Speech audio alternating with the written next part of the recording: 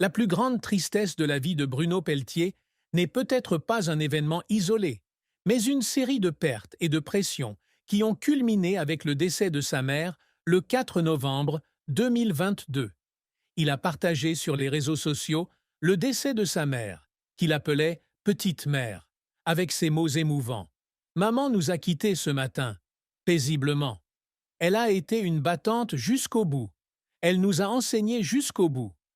Cette perte n'a pas seulement été une douleur personnelle, mais aussi un grand choc, car sa mère, Madame Liette, était celle qui l'a inspiré à la musique dès son plus jeune âge, lorsqu'elle lui a offert sa première guitare à l'âge de 7 ans. La perte de sa mère bien-aimée, qui l'avait accompagnée durant ses premières années, fut peut-être la plus profonde tristesse qu'il ait jamais éprouvée. De plus, la tristesse de Bruno vient également de pressions invisibles dans sa carrière et sa vie personnelle. En tant qu'artiste célèbre, il doit toujours faire face à de grandes attentes de la part du public, des producteurs et de lui-même.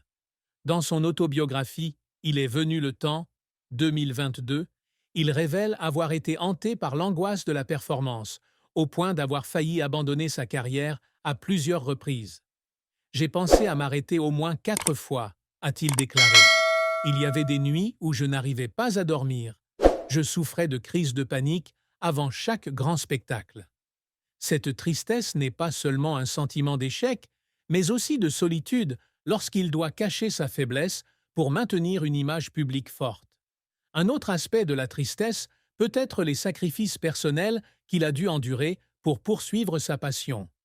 Bruno grandit dans une famille modeste de la classe moyenne, avec son père Laurent et sa mère Liette, où la musique était un plaisir, mais pas une voie évidente vers le succès.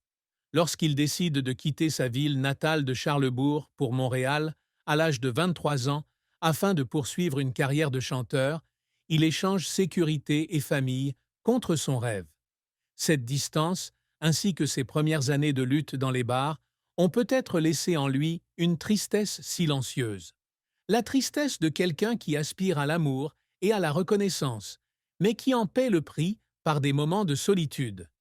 La carrière de Bruno Pelletier a été un long et tumultueux voyage, depuis ses jours de chanteur dans des groupes de rock anglais comme Amanit et Sneak Preview en 1983, jusqu'à devenir l'un des artistes francophones les plus appréciés au monde. Il a commencé humblement, apprenant à jouer de la batterie et de la guitare dès son plus jeune âge, mais sans vraiment croire que la musique pouvait être un cheminement de carrière.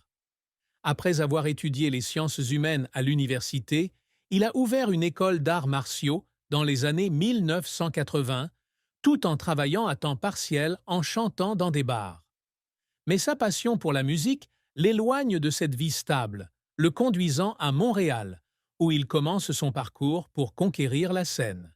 Son premier succès survient en 1989, lorsqu'il participe au concours de Rock en vol et reçoit des éloges particuliers pour la qualité de sa musique. De là, il entre dans le monde des comédies musicales avec des rôles dans Vue d'en haut, 1991, et Les Fous du rock'n'roll, 1992. Mais sa plus grande percée survient lorsqu'il est choisi pour incarner Johnny Roquefort dans Starmania, un opéra rock de Michel Berger et Luc Plamondon, de 1993 à 1995.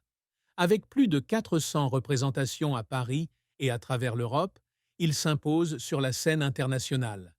L'album Starmania Mogador 94 devient disque de platine avec 500 000 exemplaires vendus et la chanson SOS d'un terrien en détresse, qu'il interprète, entre dans les charts en France.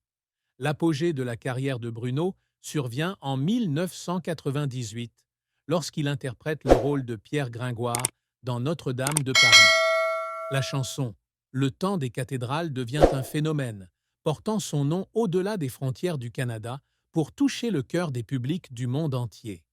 Son album solo Miserere, 1997, s'est vendu à plus de 200 000 exemplaires, ce qui lui a valu le prix Félix du chanteur masculin de l'année. Il a ensuite connu d'autres succès avec D'autres rives, 1999, l'un des albums francophones les plus vendus au Canada en 2000 et le rôle-titre dans Dracula, Entre l'amour et la mort, 1606, une comédie musicale qu'il a co-créée. Cependant, la carrière de Bruno n'a pas été sans revers et défis. Ses premières années à Montréal furent difficiles, car il chanta dans des bars pour peu d'argent, faisant face au rejet et au doute de soi. Le premier album de Bruno Pelletier, 1992, n'a pas connu le succès escompté, lui laissant penser qu'il n'avait pas assez de talent pour aller loin. Même lorsqu'il était célèbre, il subissait toujours une forte pression. Par exemple, lorsqu'il se produisit à Londres dans la version anglaise de Notre-Dame de Paris en 2000,